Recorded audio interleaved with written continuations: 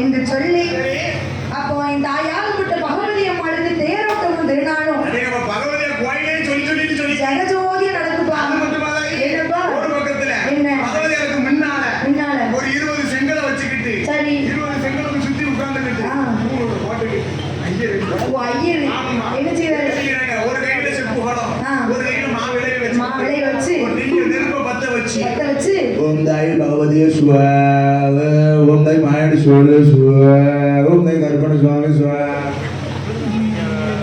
அதேங்கப்பா ஆத்தாளோட ஓட்டையே தலை கட்டி போயிருக்கு பகவதியா. எல்லா தொழிலும் தெரிஞ்சு வச்சிருக்கான் போல. வில்லு இல்லாத அன்னைக்கு சரி கூட சீசன் இருக்கும்போது உங்க கூட வர முடியும். ஆமா கோயில் கூட மாசம் பூரா உங்க கூட வந்துருவேன். சரி கோயில் கூட இல்லாத அன்னைக்கு எனக்கு தொழிலே வேறதா, என் பிசினஸே வேறதா. என்னப்பா என்ன கழுத வைக்கையா? நாலு விக்கி. ஆமா நீ ஒரு சொம்புல பால் ஊத்தாம வீட்டு பால் மாட்டு பால் வெறும் 10 ரூபாய்க்கு தான் போவோம். என் சங்கு பால் 150 ரூபா.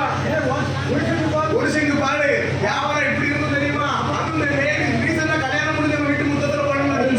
அப்பதான் அந்த மாதிரி குழந்தைலாம் இருப்பான். கையை காய காய்ச்சிக்கிட்டு அந்த மாதிரி வீட்டுல முறை வச்சுக்கோ.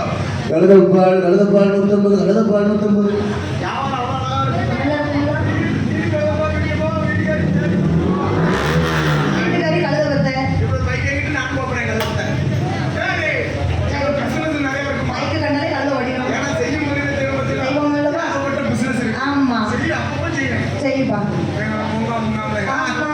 ஒட்டாரக்கரையில பகவதி அம்மா வாசலில அப்பனாகப்பட்ட மூர்த்தி மாடசுவாமி வாசல்ல வந்து நிக்கிறாரு.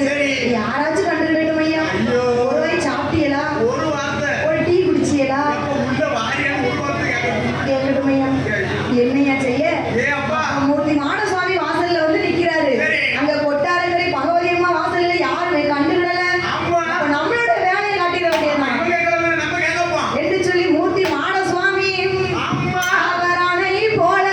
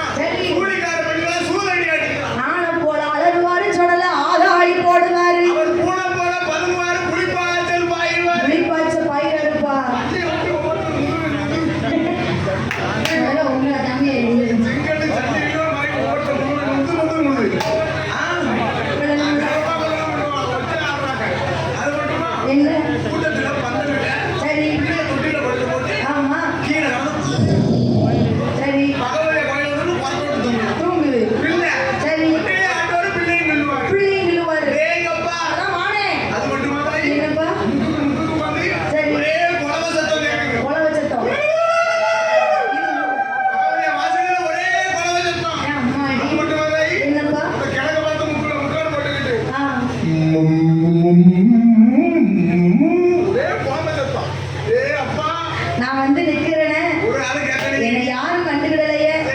பூசாரியாச்சும் கண்டுக்கிடாமல்ல. பூசாரி என்ன செய்யறாரு? சூடத்தை எடுப்பாரோ அம்மாவுக்கு போய் காட்டுதாரு. அபிஷேகம் சரி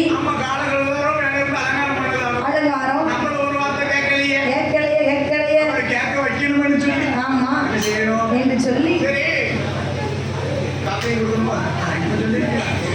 இந்த பூசாரி சொல்லணும். பகவதி அம்மா கோயில சங்கடமா